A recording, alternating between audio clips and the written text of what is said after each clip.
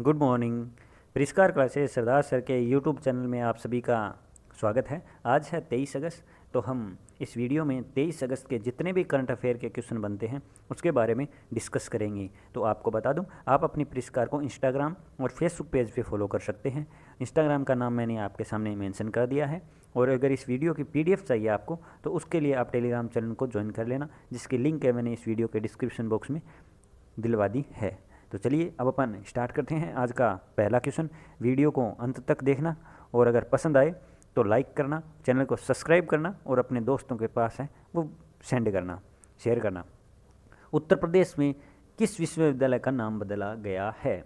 तो उत्तर प्रदेश आपको पता है योगी आदित्यनाथ जी नाम बदलने में फेमस है, नाम बदलने में जाना जाते हैं। तो इसका सही आंसर है वो है सहारनपुर विश्वविद्यालय। उसका नाम है वो चेंज कर दिया गया है, बदल दिया गया है। तो उत्तर प्रदेश के CM आपको पता है, गवर्नर है आनंदीबेन पटेल। और कैपिटल कौन सी है? तो कैपिटल है लखनऊ। कौन सी नदी के किनारे बसा हुआ है लखनऊ? ये बताओ आप। नहीं पता चला ना? सोचो। तो वो बसा हुआ है गोमती नदी के किनारे। और करंट में क्या कुछ चलाया गया है? तो बाल श्रमिक विद्या योजना चलाई गई है, नवीन रोजगार छतरी योजना चलाई गई है, काला नमक चावल महोत्सव चलाया गया है। राजकीय पशु कौन सा है? तो राजकीय पशु कौन सा है? तो बारहसिंगा है।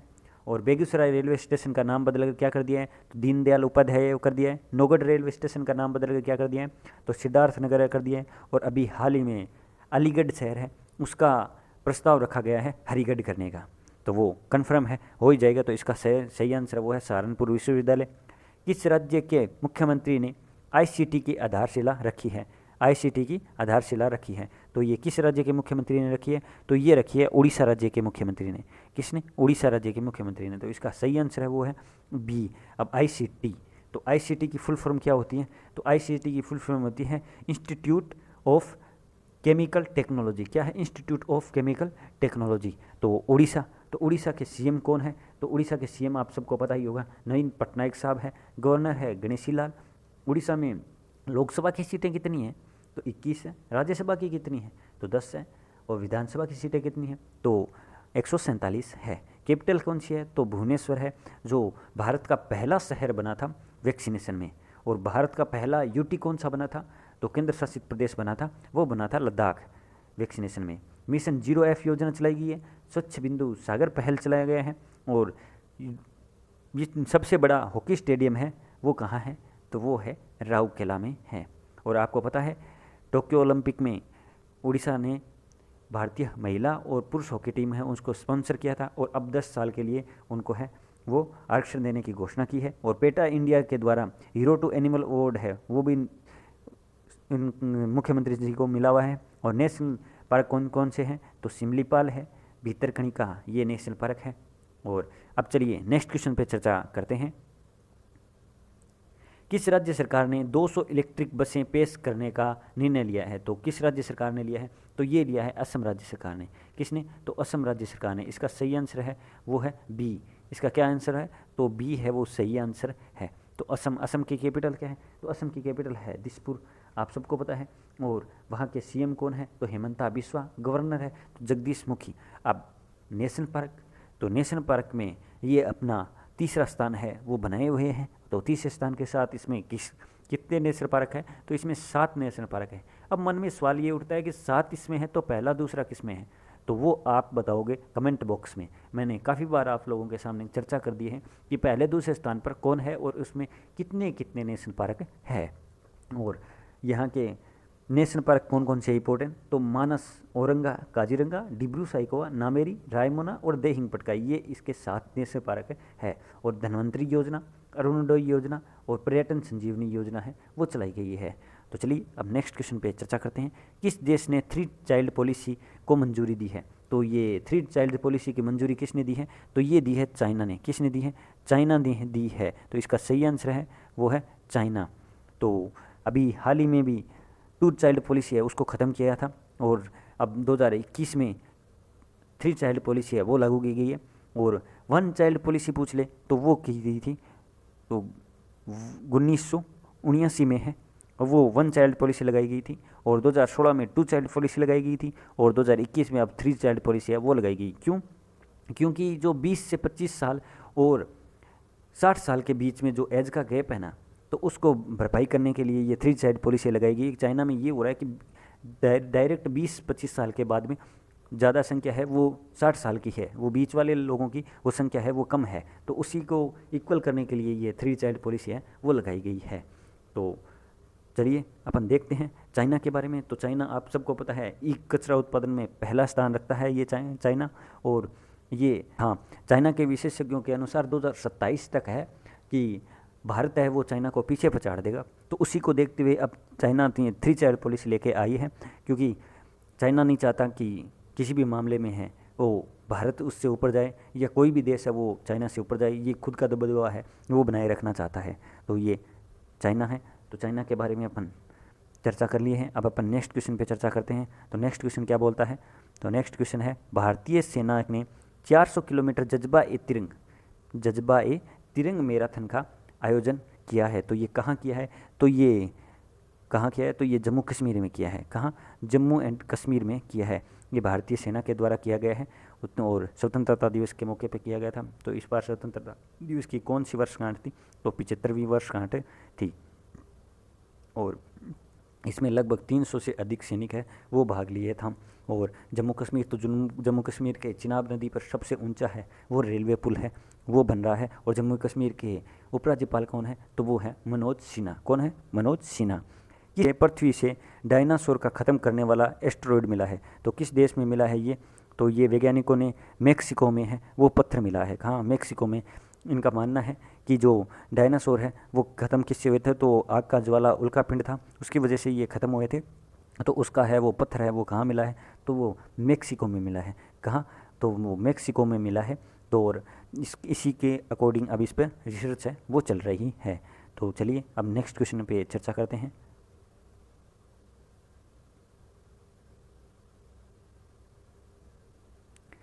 विश्व वरिष्ठ नागरिक दिवस कब मनाया गया? तो विश्व वरिष्ठ नागरिक दिवस है वो कब मनाया गया? तो वो बनाया गया 21 अगस्त को। कब बनाया गया? 21 अगस्त को है वो विश्व वरिष्ठ नागरिक दिवस है वो मनाया गया। तो आप अब मुझे बताओ 19 अगस्त को कौन सा दिवस है वो मनाया जाता है? हमने इसके बारे में डिस्कस भी किया है। नेक्स्ट क्वेश्चन देखते हैं। किस कंपनी ने गुजरात राज्य में स्टील और खनन कंपनी खोलने की घोषणा की है? तो ये किसने की है? तो ये आर शेलिर मित्तल ने की है। किसने की है? आर शेलिर मित्तल के द्वारा है ये घोषणा की गई है। और इनके ये आर्शेली मित्तल कंपनी है, इसकी स्थापना कब हुई थी? 2006 में इसकी स्थापना हुई थी। और ये किसके द्वारा की गई थी? तो श्री लक्ष्मी मित्तल जी के द्वारा की गई थी। और ये 1 लाख करोड़ रुपए है वो लगाकर ये कंपनी खोलने की घोषणा की गई है। और इसी के अब सीईओ कौन है? तो वही सीईओ है जो इनकी स्थापना की थी। क्या नाम है? लक्ष्मी मित्तल है। तो गुजरात की कैपिटल क्या है? आप सबको पता ही होगा। गुजरात की कैपिटल क्या है? तो गुजरात की कैपिटल है गांधीनगर। और वहाँ के सीएम कौन है? तो वो है विजय रूपाणी। और गवर्नर है आचार्य देवव्रत। सबसे बड़ा टॉय म्यूजियम वो कहाँ है? तो वो गुजरात में है। किसान सूर्योदय योजना गुजरात में चलाई गई है। गिरनार रोपवे का उद्घाटन, सुजलाम सुफलाम जल संचय अभियान, सरदार सरोवर बांध कहाँ है? तो गुजरात में है। गिरी नेशनल पार्क कहाँ है? तो गुजरात में है। प्रमुख मंदिर कौन कौन से हैं? तो सोमेश्वर और अक्षरधाम है वो प्रमुख मंदिर है। तो ये अपन ने गुजरात के बारे में देख लिया। अब अपन नेक्स्ट क्वेश्चन देखते हैं। टेलीविज़न निगरानी एजेंसी बार्क के नए सीईओ कौन बने हैं? तो बार्क के नए सीईओ कौन बने हैं? तो वो बने हैं नुकुल चोपड़ा बने हैं। कौन बने हैं? नुकुल चोपड़ा है वो बने हैं। इसका सही नेक्स्ट क्वेश्चन पे देखते हैं। तो नेक्स्ट क्वेश्चन है, भारत द्वारा AK-103 राइफल का समझौता किस देश के साथ किया गया है? तो ये किसके साथ किया गया है? तो ये रूस के साथ है वो किया गया है। किसके साथ? रूस के साथ है वो किया गया है। AK-103 राइफल का समझौता है वो रूस के साथ किया गया है। तो रूस के साथ है वो कौन कौन सी एक्सरसाइज होती है? तो रूस के साथ इंदिरा एक्सरसाइज होती है। और यूरोप का सबसे ऊंचा पहाड़ है उसका क्या नाम है? तो माउंट एल्ब्रस। और वो कहाँ है? तो वो रूस में है। वो कहाँ है? और रूस में है। रूस में कौन कौन सी झील है? तो वेक्कल झील है और उरुल के पहाड़ हैं। कहाँ है?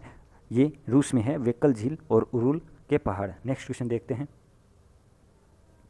पुणे स्टेडियम का नाम किस के नाम पर रखने की घोषणा की है? तो ये पुणे स्टेडियम का नाम है वो नीरज चोपड़ा, गोल्ड मेडलिस्ट नवाब नीरज चोपड़ा के नाम पर है वो रखने की घोषणा की है।